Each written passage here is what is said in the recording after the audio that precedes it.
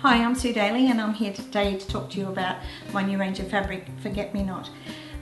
Firstly, I want to talk about how I was inspired to design in these particular colours, given that I'm quite a red girl, and you'll notice that a lot of my quilts have dominate with red colour. With the blue, just one day I was working with our new zippers, our lace zippers, and 4 of them fell to the floor, and it happened to be a taupe and a very pale blue and a cream and a very dark blue, and the 4 of them fell to the floor, and that was immediate for me, was a fabric range. So I sourced up the Pantone colours and away I went.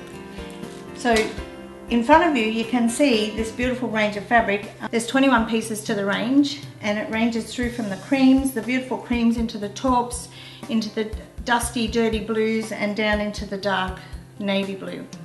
I really love working, well, I am loving working in this colour range, and it has a lot of features for fussy cutting.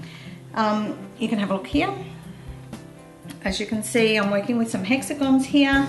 So I'm working with our lace print in the middle and fussy cutting those hexagons around the centre, fussy cutting here, adding a stripe for a little bit of a zinger fabric, a little bit of movement in the project I'm working on, some cream to showcase the other fabrics so that they stand out away from the rest of it and it doesn't all blend. And then this particular quilt I'm going to build and build and build. Over here we have some of the projects that I've been making is the So Necessary bag. So this is a cute little sewing bag, great for all your English paper piecing needs. It has some little pockets everywhere, these cute little pockets here to hold your zipper and your thimbles, pockets here, and then places to put all your papers and templates in the bottom. You can cover books. This is a great idea, especially as a very inexpensive gift for a friend. So all of this, 3 different colorways there that you can see. Pin cushions, I love pin cushions. These particular pin cushions are all patterns that are available in our new little pin cushion book that we released recently. So you can see that I've fussy cut some of the fabrics, and they're double-sided, so I've made them different on both sides. Little 2-inch Dresden, it's really cute with a scallop edge. And your heart shape, which you can hang from the side of your bag, your sewing bag. Cubby cubes, these are a great way to organise your sewing room. So they're very simple, probably about a 30-minute time frame to make one of these up. You need some fat quarters and some fabric to bind, some Peltex, and you're good to go. You can decorate those very differently. You can have these little pockets on the inside, you can have a big ribbon around with a bow, put flowers on it to decorate it. A little dilly bag using our coffin shapes. It's a shape that's not very popular in the range right at the minute, but I think it's going to be, because I just love working with it, and I'm seeing it popping up here and there, but it's a reasonably new shape, so that's fun to work with. The quilt behind me is called Azure Rose, and this is using most of the fabric range, not every single piece, but most of it. I've got some needle turn applique in the centre, coming out to some English piecing here, which is appliqued onto your background. Now these are pentagon shapes. Pentagons have 5 sides, so the centre is a pentagon and then 5 pentagons around the outside, making flowers and joining them together, and then just appliquing them to the background.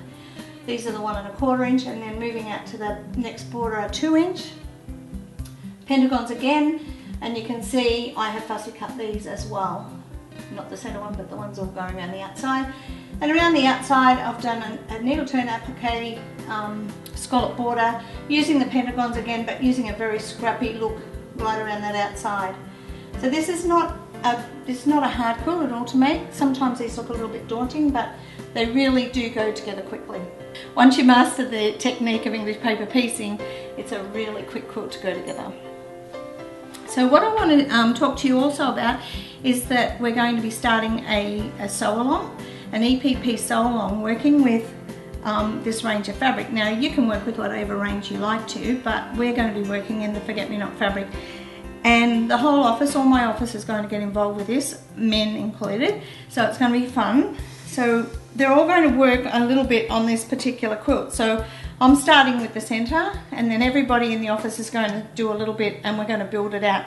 So what I want to do is throw that across then to Facebook, and we'll have, I'll be posting on Facebook the process or the progress of the quilt as we bring it together and bring it for you to look at.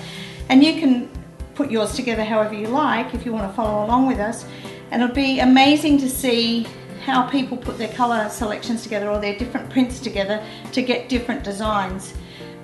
Originally I was just going to do like a trip around the world with each round a different fabric, but then I got a little bit carried away, as you do, and decided to add some pattern into it.